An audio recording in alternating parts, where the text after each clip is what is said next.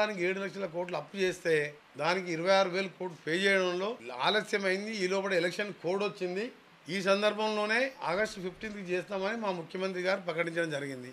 దానికి ఏదో ఈయన పార్టీ అధ్యక్షుడు అన్నట్టు, లేకపోతే పార్టీలో ఈయన పెద్ద లీడర్ అన్నట్టు, 5 ఏళ్ళు 10 ఏళ్ళ అధికారం ఉంటే నిన్న ఈయన ఒక మామూలు ఎమ్మెల్యే తప్ప కేసీఆర్ తప్ప ఎవరిని నడవలే, కలుతుంది.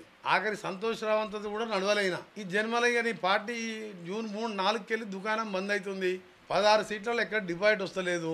నువ్వు ఎమ్మెల్యే గెలుచుకోవడం కష్టం అని చెప్పి ఈయన నాటకాలు ఆడటానికి మళ్ళొక్కసారి ఇవాళ రాజీనామా పత్రం అని చెప్పి ఆ లెటర్ తీసుకొచ్చిన తర్వాత ఆ లేఖ చూస్తే నాకే నవ్వు రావడం కాదు, ప్రజలందరూ కూడా అనుకుంటారు వీడు మళ్ళా జోకర్ చేసి మళ్ళా అనుకుంటావు. ఆ రోజు అగ్గిపేట దొరకలేక ఆత్మహత్య చేసుకోలేదేమో, నిజంగా అగ్గిపేట దొరకలేదేమో అనుకుంటు. కానీ ఇవాళ రాజీనామా ప్రొఫామాలో రాసుకొచ్చి రైతు రుణమాఫీ గురించి మాట్లాడితే వేదేదో రాసుకొచ్చి అవన్నీ మాకు తెలుసు. అన్ని ఇంప్లిమెంట్ చేస్తాం. 5 చేసినాం, మిగిలిన కూడా చేస్తామని తెలుసు మాకు. మీ చరిత్రన మీ కుటుంబమే, నీ పార్టీనే మోసాల పార్టీ, అవినీతి పార్టీ. ఇవాళ ప్రొఫామాలు ఏంటి, నువ్వు రాజీనామా పత్రాన్ని తీసుకొచ్చి మళ్ళా జోకర్ అయినావు. అందుకనే కాంగ్రెస్ పార్టీని విమర్శించడం మానం. తెలంగాణ ఇస్తా అంటే ఇచ్చినాం. ఆగస్టు 15 మా ముఖ్యమంత్రి గారు ఇచ్చిన మాట నిలబెట్టుకుంటాం. అలా మంత్రివర్గంలో సభ్యునిగా మా ఎమ్మెల్యేలు మేమందరం కూడా రైతులకు మాటిస్తున్నాం. ఈ డ్రామారావు మాటలు మళ్ళొక్కసారి ఇవాళ మోసం అని తెలిసిపోయింది కదా.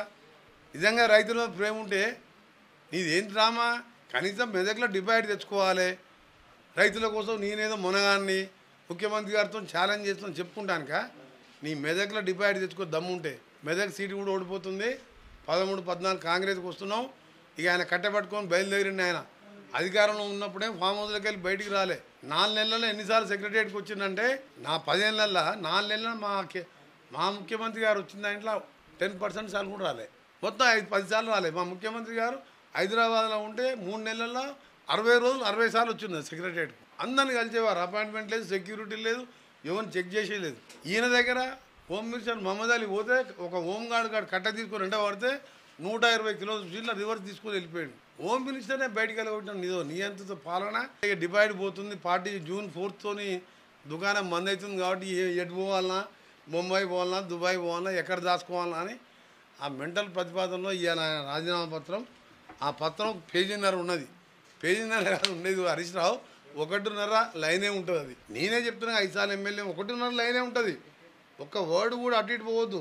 ఆ లైన్ రాస్తే మా బుక్లో ఉంటుంది. 1.5 పేజ్ ఎక్కడ, 1.5 లైనే రాయాలి. ఒక వర్డ్ ఎక్కువ రాసినా యాక్సెప్ట్ కాదు. చెప్తున్నా కదా, అగ్గిపెట్టే డ్రామా మళ్ళీ పెట్టిండు. అందుకనే ఒక జోకర్ అయిపోయిండు.